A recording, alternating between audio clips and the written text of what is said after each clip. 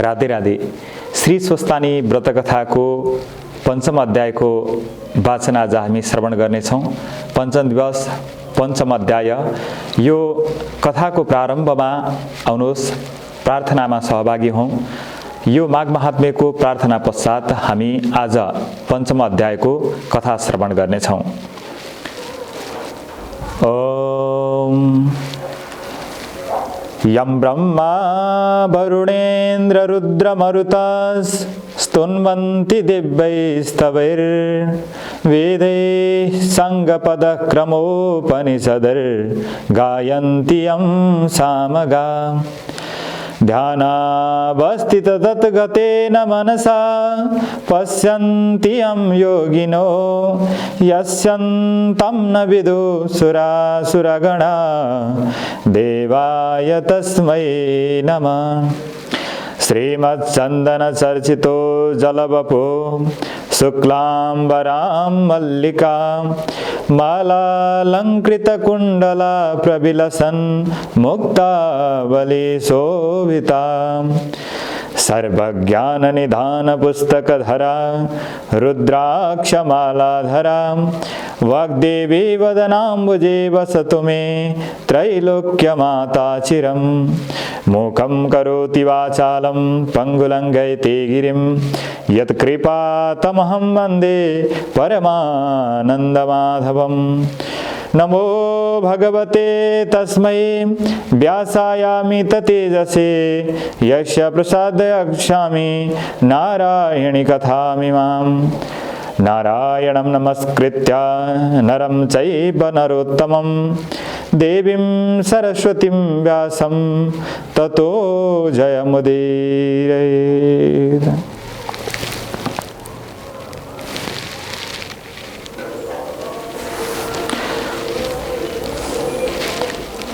अथ पञ्चमोत्सव। स्कन्द कुमार आज्ञा गर्नुहुन्छ, हे अगस्त्य मुनि, दक्ष प्रजापतिले 33 कोटी देवतालाई 33 कोटी कन्या दिइसकेपछि महादेवले विष्णुका छलले सतीदेवीलाई विवाह गरेको कथा समेत संक्षेपले तिमीलाई सुनाइसके। अब कुन कथा सुन्न इच्छा छ भन। स्वामी कार्तिकेय कुमारको यस्तो स्नेहले भरिएको वचन सुनेर अगस्त्य मुनि भन्नुहुन्छ, हे सदानन्द, तपाईका अमृत रूपी वचन बराबर सुन्न पाउँदा पनि मनमा तृप्त भएन। तसर्थ त्रिपुरासुर दैत्यले कसको तपस्या गरे, के वरदान पाए, पछि कसरी श्री महादेवले के गरी मार्नुभयो, त्यो सुन्नको इच्छा छ, आज्ञा होस्। यस्तो अगस्त्य मुनिको आग्रह सुनेर कुमारजी आज्ञा गर्नुहुन्छ, हे अगस्त्य मुनि, अघि विष्णु भगवानले हिरण्याक्ष हिरण्यकश्यपुलाई जब मारेथे तब त्यस दैत्यका राज्यको सिंहासनमा मय नाम गरेको दैत्यलाई राजा तुल्याएर राखे। आफूभन्दा पहिलेका बलवान राजाहरू देवताका पेचमा परेर मरे, मलाई त्यही देवताहरूले त्यसै भुसुना भनेर मार्नेछन्। यस्तो मनमा पिर उठ्यो र के गर्ने भन्ने तर्क पनि गर्न लागे। अब तपस्या नगरी हुँदैन भन्ने मनले निश्चय गरेर तारकाक्ष विद्युत प्रभ भन्ने मन्त्री समेत भएर पुष माघको जाडोमा हिमालय पर्वतमा ज्येष्ठ वैशाखको गर्मीमा मरुभूमिमा पञ्चाग्नि तापेर वर्षाकालमा छाप्रो नभएको खाली भूमिमा बसेर ठुलो कष्ट गरेर 10,000 वर्षसम्म ब्रह्माजीको तपस्या गरे। ती दैत्यहरूका शरीरमा हाड नसा बाहेक केही रहेन। तपको प्रभावले मुखको कान्ति भने खूब चम्किलो भएको थियो। तिनीहरूको घोर तपस्याले ब्रह्माजी प्रसन्न भएर प्रत्यक्ष दर्शन दिएर भन्नुभयो, हे दैत्यराज हो, तिमीहरूको तपस्याले म खुसी भएँ, इच्छा लागेको वर माग। पितामहको यस्तो आज्ञा सुनेर साष्टाङ्ग दण्डवत गरी घुँडाले मात्र ठडिएर हात जोडी शिर निहुराएर भने, हे ब्रह्माजी, हामी कसैका हातबाट कहिले पनि नमरौँ, फेरि हामी महापराक्रमी हौँ। आकाशमा कुबेरको जस्तो 3वटा सुन्दर पुर बनाउनेछौँ, त्यसमा कसैको गमन नहोस्। यस्तो अब दत्तो वरदान मागेको सुनेर ब्रह्माजी आज्ञा गर्नुहुन्छ, हे दानव हो, अमर म पनि छैन, त्यसो हुँदा त्यो वरदान दिन म असमर्थ छु। त्यसबाहेक अरू मागेको वर म अवश्य दिनेछु। यस्तो पितामहको आज्ञा सुनेर दानवहरू भन्दछन्, हे प्रभु, त्यसो भए हामी 3वटा सहर पृथक पृथक बनाउनेछौँ। 10,000 वर्ष बितेपछि एकपटक ती 3 सहर आधा निमेषभर एकै ठाउँमा जोडिनेछन्। त्यही जोडिएका बेलामा बाणले तिनै सहरलाई नाश पार्न सक्ने पुरुषले मात्र हामीलाई मार्न सक्नेछ। यस्तो सुनि तथास्तु त्यस्तै होस् भन्ने वरदान दिएर ब्रह्माजी आफ्नो सत्यलोक पाल्नुभयो। दैत्यहरू पनि आफ्ना घर फर्के संसारको नाश गर्ने इच्छा लिएर फलाम चाँदी र सुनको 3 पुर सहर बनाए। ती सहर तलबाट हेर्दा सुमेरु पर्वतका 3 टाकुरा झैं देखिन्थे। सहरका झ्याल ढोका बार्दलीहरूमा मणि माणिक्य हीरा मोती पन्ना जडेको थियो। चन्द्रमाको किरण पर्दा सहस्र चन्द्र उदय जस्तो भान पर्दथ्यो। चोक आँगनमा मुगा मर्कत संगमरमर घोटेर बिछ्याइएको हुनाले त्यसमा हिँड्नेको रूप ऐनामा जस्तै छर्लङ्ग देखिन्थ्यो। मणि माणिक्य जडेका रङ बिरङ्गले झाड फानुस ठाउँ ठाउँमा राखिएको थियो। ती बलेका बेलामा सूर्य उदय जस्तै भान पर्दथ्यो। झ्यालहरूमा लगाएका पर्दाको झलरमा वायुको मन्द स्पर्शले तिनमा उदाएका मोतीको आपसमा ठक्कर लाग्दा अति सुन्दर ध्वनि उठेर आनन्दित अनुपम सौन्दर्य थियो। एकै नासे हार मिलाएर बनाएका घर त्यसमा बगैँचाहरूमा 6 ऋतुमा फल्ने फलफुलहरू लटरममा थिए। अनेक जात जातका फल वृक्षहरू मयूर मोहन लाल डाँफे इत्यादि पंक्षीहरू बास गर्दथे। कोहीले आफ्ना स्वरद्वारा सधैँ वसन्त ऋतुको आगमन जनाउँथ्यो। फूल भ्रमरागण आनन्दपूर्वक झुमिरहेका थिए। संक्षेपमा भनौँ ती पुर इन्द्रको कानन वन भन्दा पनि राम्रा थिए। लामा कुना परेका नेत्र, सानो कम्बर, ठुलो नितम्ब, उच्च स्तन, गजगामिनी कोइलीको जस्तो बाणी भएका लज्जावती युवती समूह बराबर डुलिरहन्थे। अमरावती भन्दा पनि राम्रो सहरमा ती 3 पुरमा फलामको तारकाख्यको चाँदीको विद्युत प्रभको सुनको दैत्यराजको थियो। तिनै दैत्यपति आफ्ना मन्त्रीहरू लिएर सरसल्लाह गरेर राज्य गर्दथे। अब त्यो सहर नाश गर्ने कोही छैन, हामीहरू अझै छौँ, हामीलाई जित्न कसैले सक्दैन भन्ने ती दैत्यहरूलाई विश्वास थियो। ती घमण्डी दैत्यहरूले देवताका बगैँचामा उत्तम फलफुल लता वृक्ष उखेलेर ल्याए। उनका स्त्री पुत्रीहरू पनि उडाउन लाज मानेनन्। देवताहरूलाई साह्रै कष्ट दिए। आफूहरू त्यहाँ इन्द्रका पुरमा उर्वशी आदि गरिएका अप्सराहरू ल्याएर तिनका साथ रमण गर्दथे। इन्द्र झैं भएर तिनै लोकको आनन्दमा प्राप्त भए। हे अगस्त्य मुनि, देवताहरूले लडाईँ गरे तर केही चलेन। त्रिपुरासुरको नाम सुन्दैमा डराउन लागे। यसरी दैत्यहरूले धेरै कालसम्म दुःख पाए। एक दिन देवताहरूले मतो गरेर सबै ब्रह्माजीका दरबारमा पुगेर प्रणाम गरेर त्रिपुर दैत्यको उत्पात र आफूहरूले पाएको दुःखको वर्णन गर्न लागे। यस्तो सुनेर हे देवता हो, त्रिपुर दैत्यहरू बलवान छन्, तिमीहरू तिनको नाश गर्न असमर्थ छौ, सक्दैनौ। यसकारण हामी सबै महादेव कहाँ जाउँ, शिवले ती दुष्टमती दैत्यलाई अवश्य मारिदिनेछन्। यस्तो वचन सुनेर सबै इन्द्र चन्द्र कुबेर वरुण आदि सम्पूर्ण देवतालाई लिएर ब्रह्माजी कैलाश पर्वतमा गए। महादेवलाई प्रणाम गरेर स्तुति गर्न लागे। हे जगदीश्वर, नन्दीलाई वरदान दिने, भक्तको रक्षा गर्ने, कैलाशनाथ आफ्ना मायामा संसारलाई भुलाइराख्ने, यज्ञका अधिष्ठाता, संसारदेखि फरक रहने, विरक्तहरूले ध्यान गरिने, दिशारूपी वस्त्र धारण गर्ने, दिगम्बर, आनन्दलाई तुच्छ मान्ने, सधैँ आनन्द रहने, भक्तलाई वरदान दिने यस्ता हजुरलाई कोटि कोटि नमस्कार छ। सूर्य चन्द्रादि देवता सृष्टि गरी जगत जमाउने, फेरि सम्पूर्ण सृष्टि आफैमा लय गराउने हे महादेव, हजुरलाई कोटि कोटि नमस्कार छ। मोहिनी देखेर लखेट्ने, भस्मासुर देखेर भाग्ने, सूक्ष्म सूक्ष्म स्थूलमा पनि स्थूल जगतको सृष्टि पालन संहार गर्ने यस्ता हजुरलाई कोटि कोटि नमस्कार छ। भूत प्रेत प्रमथगण साथ लिएर स्मशानमा बस्ने, गणेश र कुमारका पिता, पार्वतीका भर्ता, भक्त जन्मा हृदयमा भएका अज्ञान नाश गरेर ज्ञानको उदय गराउने यस्ता हजुरलाई बारम्बार कोटि कोटि नमस्कार छ। यस्तै अनेक स्तुति गरेको सुनेर शिवजी प्रसन्न भएर देवताहरूतिर हेरेर भन्नुभयो, हे देवता हो, तिमीहरूको स्तुति देखेर म प्रसन्न भएँ, जे इच्छा छ माग, मैले नदिएको कुरा केही छैन। यस्तो वचन सुनेर देवताहरू खुसी भएर बिन्ती गर्दछन्, हे शशिशेखर, त्रिपुरासुर दैत्यले हाम्रा अप्सरा, बगैँचाका उत्तम फलफुलका बिरुवा, उत्तम रत्न, उच्च श्रवा घोडा, ऐरावत हात्ती, रथ र हाम्रा कन्याहरू समेत लुटेर लगे। धेरैलाई मारिसके, यी हामी बाँचेकाहरूलाई पनि सिद्ध्याउन खोजेका छन्। हामीहरू त्राई त्राई भएर लुकिरहेका छौँ, किनभने तिनीहरूसित सङ्ग्राम गर्न हामी समर्थ छैनौँ। अब हाम्रो जे गर्नाले कल्याण हुन्छ त्यही वरदान बक्सियोस्। देवताहरूको यस्तो वचन सुनेर महादेव भन्नुहुन्छ, हे देवता हो, उसो भए रुद्र तेजको केही अंश तिमीहरूलाई दिन्छु, रुद्र रूप भएर नाश गर। यस्तो आज्ञा सुनेर देवताहरू भन्दछन्, हे भक्तवत्सल, रुद्र तेज धारण गर्न हामी सदैव असमर्थ छौँ। हे शिव, 10,000 वर्ष बितेपछि एक आधा निमेषलाई ती 3 पुर एक ठाउँमा जोडिएर पुनः छुट्टिनेछन्। त्यो जोडिएको बेलामा एक बाणले ती 3वटै पुरलाई नाश गर्न सक्नाले तिनीहरूलाई मार्न समर्थ हुन्छ। ती पुर छुट्टिएपछि तिनीहरूको नाश हुने छैन भन्ने पितामहको वरदान छ। हे प्रभु, हामी त्यो काम गर्न समर्थ छैनौँ। हामी दुखी भएर शरणमा आएका छौँ, हाम्रो उद्धार गर्नुहोस्। यस्तो कुरा देवताहरूको सुनेर शङ्करले आफ्ना मनमा विचार गरेर भन्नुभयो, हे देवता हो,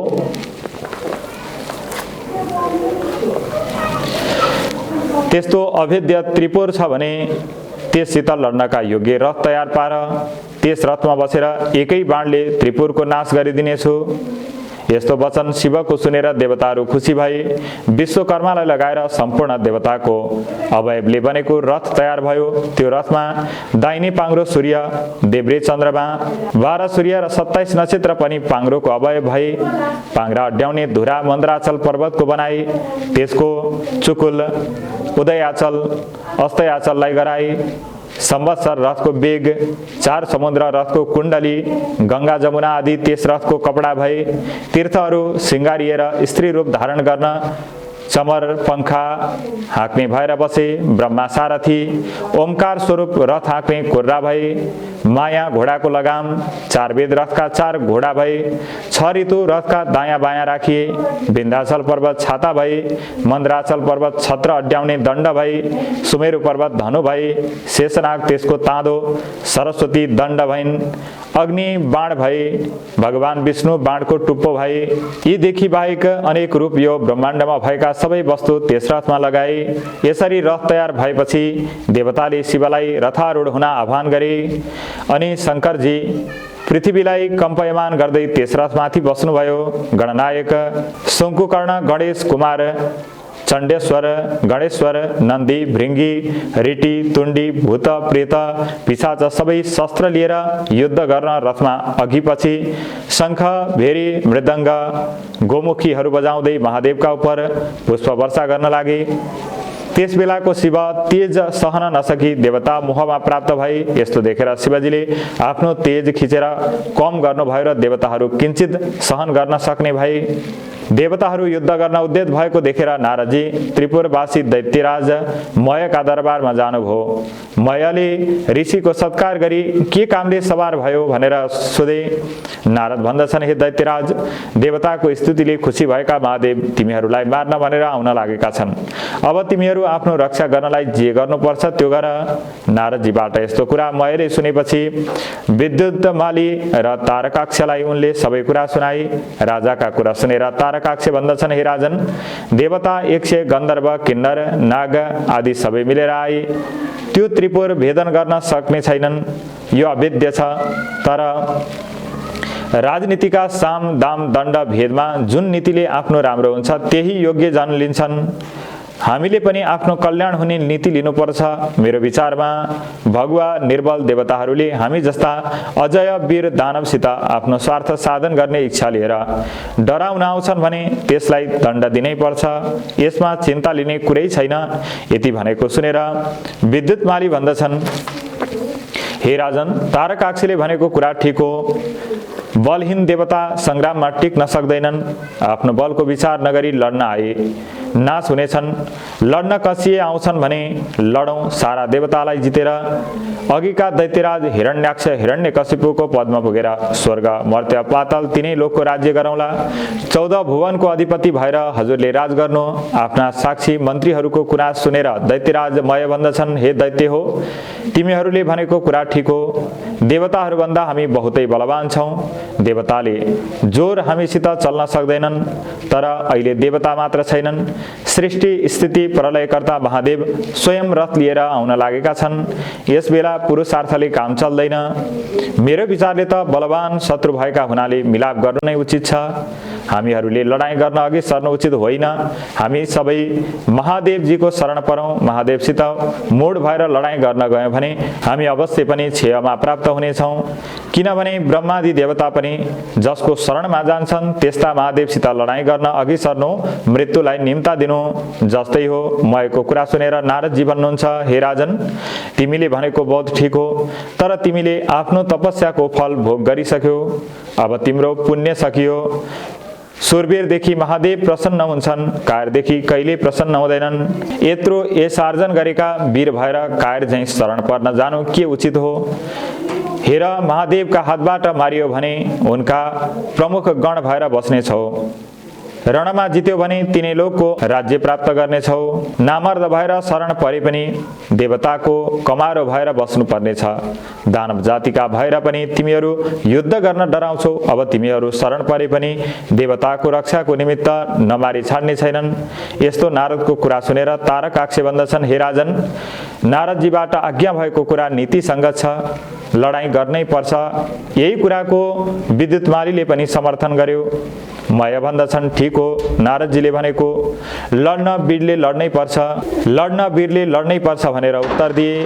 मनमा भने आयुष्यहीन भएको यस्तै उल्टो बुद्धि हुने रहेछ भन्ने विचार लिएर सैन्य तयार गर्ने आज्ञा दिए। यता लडाईँ गर्ने कुरा निश्चय भएपछि दैत्यराजसित बिदा लिएर नारद गए।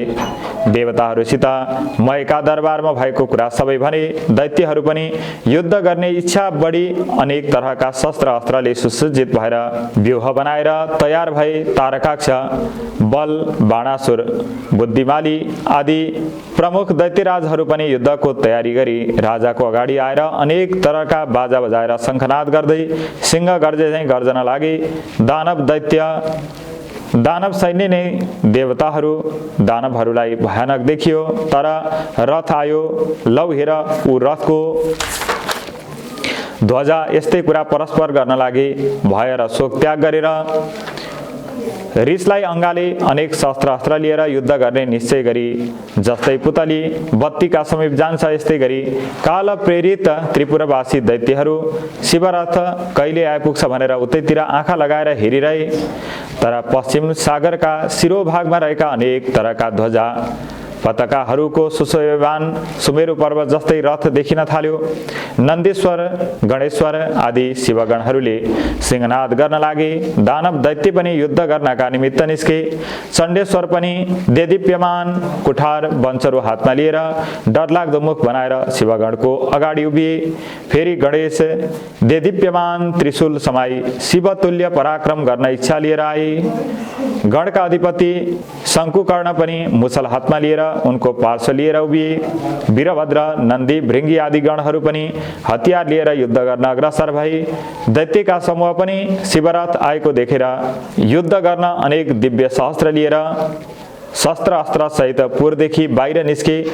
दुवै थरीले क्रोध गर्दै युद्ध गर्न लागे। महादेवले त्रिपुर दग्ध भए जस्तै देखेर हाँस्दै युद्ध गर्न आज्ञा दिए। भृङ्गीले 10 बाण छोडी विद्युत प्रभलाई भेदन गरे। राता आँखा पारेर शिवले आँखा पारेर शिलाले ठोक्दा पनि त्यसलाई केही गर्न सकेन। तर श्रृङ्गी र रिटीले विद्युत प्रभलाई पृष्ठ केशमा प्रहार गरे। तर त्यसले पनि शूलले पुनः फुङ्कार गरेर भृङ्गी र रिटीलाई प्रहार गर्यो। उसको वेदना सहन नसकी दुवै पलायमान भए। तब त्यस दैत्यले गणनायक गणेशका काँधमा 1000 बाणले हानेर भेद्यो। फेरि 63 र 10 बाण थपेर मर्ममा घाउ बनाई वेदना उत्पन्न गरायो। तर गणेश रिसाएर आफ्नो सुड लामो पारेर त्यसको गर्दनमा बेरेर परक्क निमठेर जसरी मत्ता हात्तीले कमलको फूल तलाउबाट सुडले उखेलेर बाहिर फ्याँक्दछ त्यस्तै प्रकारले विद्युत प्रभको शिर उखेलेर फ्याँके। त्यो शरीरबाट उखेलिएको शिर मानव सरोबारबाट हात्तीले उखेलेर फालेको कमलको फूल झैँ देखियो। त्यो देखेर भृङ्गीले अनेक तरहका गान गरे। तब नेमिनामा र बलनामा नामक दैत्यले क्रुद्ध भएर गणेशलाई अनेक बाणले मर्ममा भेदन गरेर घाउ बनाए। शङ्कुकर्णले बीचमा रोकेर तिनका रथ ध्वजा सारथी घोडा नासेर विरथी गराई। तब ती दैत्यले पनि अर्को रथमा चढेर चण्डेश्वरका मर्ममा बाण हानेर घाउ गराए। तब ती गणेशले क्रोधले राता राता आँखा पारेर भयङ्कर मुसल प्रहार गरेर दुवैलाई यमपुरी पठाइदिए। तह उपरान्त त्रिपुरावासी सबै ठुला दैत्यहरू हुल बाँधेर निस्केर शिवगणमाथि निर्धक्क भएर शस्त्र अस्त्रको प्रहार गर्न लागे।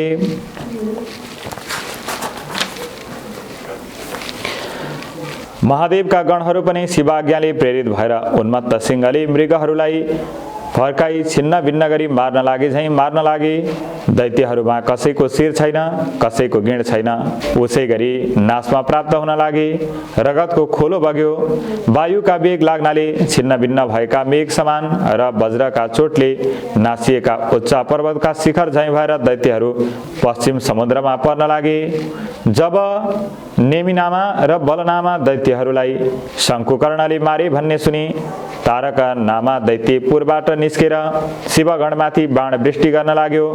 गणनायक शङ्कुकर्णले पनि त्यस महाबली दैत्यका शिरमा मुसल प्रहार गरी सिंहनाद गरे।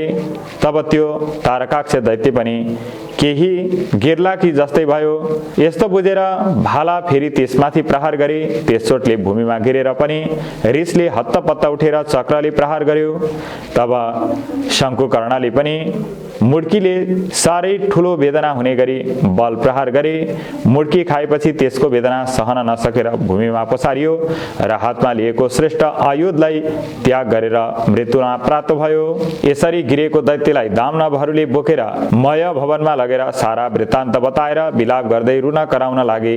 ती दुखी भएर रुन कराउन लागेका दानवहरूलाई सान्त्वना दिन मयले मेरो घरमा अमृत कुण्ड छ, त्यसमा दैत्यहरूलाई चोबेर बचाओ भने। तब ती दैत्यहरू हौस भनेर प्रसन्न भएर दैत्यपति तारकाक्ष विजया मरेका दैत्यहरूलाई पनि बचाइदिएकोमा साह्रै खुसी भएर दैत्य मयलाई शिर निहुराएर प्रणाम गरे।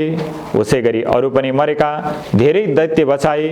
फेरि त्यो तारकाक्ष बडो बेगले संग्राम भूमिमा आयो। त्यसलाई देखेर ब्रह्माजीले आफ्नो देब्रे हातले देखाएर महादेवलाई भन्नुभयो, हे महादेव, यो दैत्य अघि मारिएको थियो, अहिले यो बाँचेर आयो। मयका घरमा अमृत छ, त्यस अमृतले मरेका दानव मयले बचाउँछ। हे शशिशेखर, त्यसका घरमा अमृत रहेसम्म मरेका दैत्यहरूलाई बार बार बचाइरहनेछ। त्यसै कारण अहिले एक बाण प्रहार गरेर अमृत शोषिदिए असल हुने थियो। ब्रह्माको वचन मानेर बाण त्याग गरेर शिवले अमृत शोषण गर्नुभयो।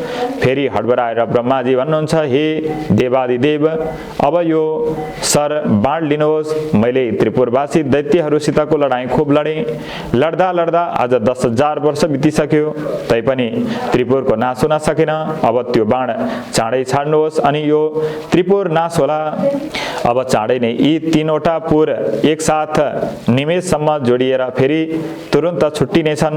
जोडिएकै बेलामा बाण प्रहार गर्नुहोस्। यी पुर सम्मिलित भएर छुट्टिएपछि फेरि बाण छोडे पनि केही हुने छैन। हे भगवान, यदि मेरो बिन्ती लाग्छ र देवताहरू खुसी हुन् भन्ने हजुरको मन छ भने त्यो अग्नि सोमयुक्त बाण प्रहार गरेर त्रिपुरको नाश गर्नुहोस्। यसरी अधैर्य भएर भनेको ब्रह्माजीका कुरा सुनेर हुन्छ भनेर त्यो उग्र बाण धनुमा चढाएर तलमाथि झुकाएर दिव्य 10,000 वर्ष पुगेपछि आधा निमेषका निमित्त त्रिपुर जोडिएको बखत शिवजीले आफ्नो योग बलले सारा जगत निश्चल गराएर अग्नि सोमस्थित नारायण रूपी बाण निर्धक्कसित प्रहार गरी बाण धनुषबाट छुटेर गएर त्रिपुरका घरहरू डढाउन थाल्यो। धिक्क धिक्क कष्ट कष्ट भन्ने शब्द उत्पत्ति भयो। महादेवले मयलाई सम्झाउनलाई नन्दीलाई डाकेर हराउनु भयो। नन्दी भक्तो मम विश्वकर्मा दयतपुरम तस्य यथा सबन्हि तथा नलत्तम न दहित मयश्च शीघ्रम समागक्ष निवारयित्वा। हे नन्दी, तिमी चाँडै गएर अग्निलाई भने त्यो विश्वकर्मा मयलाई नडराउन्, त्यसको पुरलाई मात्र डराउन्। महादेव आज्ञा शिरोपर गरेर आफ्नो तपोबलले वायु झैं बाण भन्दा पनि चाँडो गएर मयका पुरमा नन्दीले प्रवेश गरे। नन्दी मयलाई खोज्दै जाँदा मय दानव शिवलिङ्ग अगाडि राखेर शिवको ध्यान गरिराखेको देखे। नन्दीले उनलाई बोलाएर भने, तिमीलाई अग्निले दग्ध गर्ने छैनन्, अनि मायाले ती गणराज नन्दीलाई प्रणाम गरे। त्यसबेला अग्नि पनि त्यहाँ आइपुगे। अग्निलाई महादेवको आज्ञा नन्दीले सुनाए। मायासित बिदा भएर हिँडे। तब अग्निले मायालाई भने, तिमी यहाँबाट चाँडै नै पुर छाडेर निस्केर जाऊ। अग्निको आज्ञा मानेर सुवर्ण माया शिवलिङ्ग हातमा लिएर माया दानव तत्काल पातालमा गए। नन्दी फर्केर सम्पूर्ण विस्तार शिवजीलाई बिन्ती चढाए।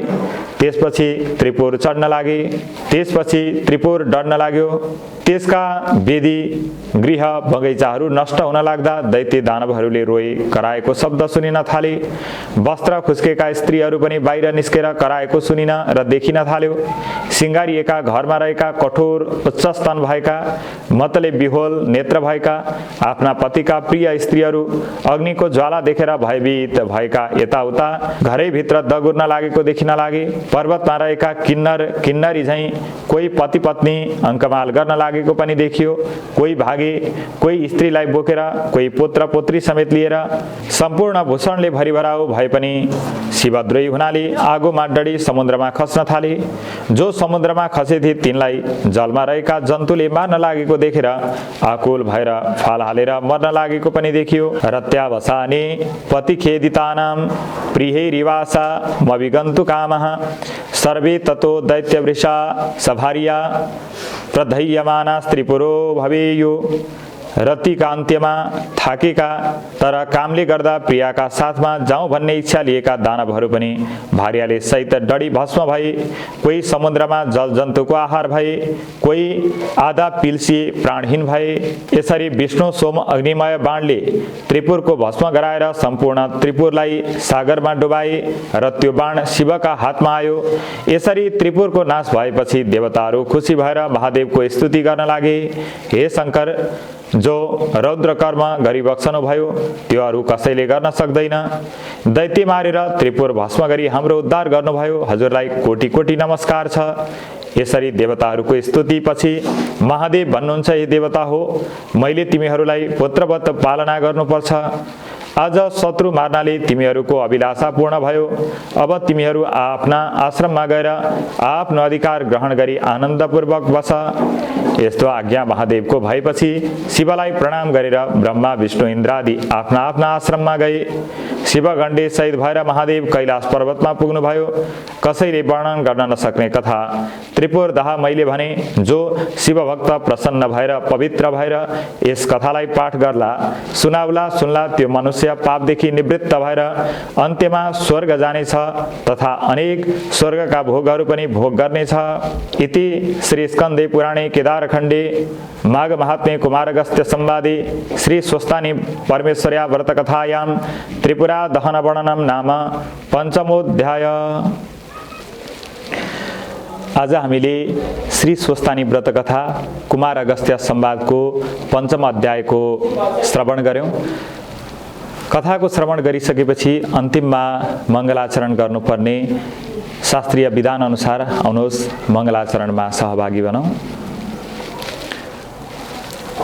उपनयतु मङ्गलं वा सकल जगन्मङ्गलालय श्रीमान् दिनकर किरण निबोधित नवनलिन दल निवेक्षणाः कृष्णाः काले वर्षतो प्रजन्य पृथिवी सस्यशालिनीं देशोऽयं शोभरणहितो ब्रह्मणा सन्तु निर्भया अपुत्रा पुत्रिणा सन्तु पुत्रिणा सन्तु पौत्रिणा निर्धना सदना सन्तु जीवन्तु शरदां शतं तत्रैव गंगा यमुना च तत्र गोदावरी सिन्धु सरस्वती च तीर्थानि सर्वाणि वसन्ति तत्र यत्राच्युतोदार कथा प्रसंग या कुन्देन्तु तुषारहार धवला या शुभ्रवस्त्रावृता या वीणावरदण्डमण्डितकरा या श्वेतपद्मासना या ब्रह्माच्युत शंकर प्रभृतिभिर्देवैः सदा वन्दिता सा मां पातु सरस्वती भगवती निःशेषजाड्यापः कायेन वाचा मनसेन्द्रियैर्वा बुद्ध्यात्मना वा प्रकृतिस्वभावात् करोमि यद्यत् सकलं परस्मै नारायणायेति समर्पयेत्। आजको लागि श्री स्वस्थानी व्रत कथा यति नै। भोलि यसै समयमा श्री स्वस्थानी व्रत कथाको 6औं अध्याय तपाईले श्रवण गर्न सक्नुहुनेछ। राधे राधे।